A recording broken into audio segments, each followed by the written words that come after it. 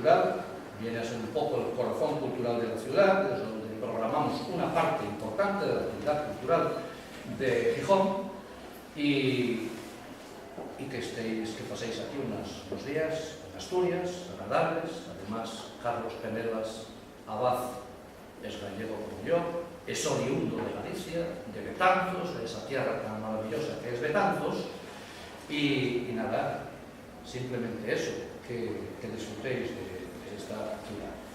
Y forma parte este acto de un acto más amplio, de un evento más amplio, que es Arribada, que ya conoces por Aurora, evidentemente, que es una actividad que trata de promocionar a nuestros escritores, a los asturianos fundamentalmente, a nuestros creadores desde el ámbito asturiano, y por tanto, pues aquí estamos las dos personas alma mater de esta actividad, que también está apoyada, como no, por el Ateneo Obrero, y aquí tenemos a su presidente, Luis.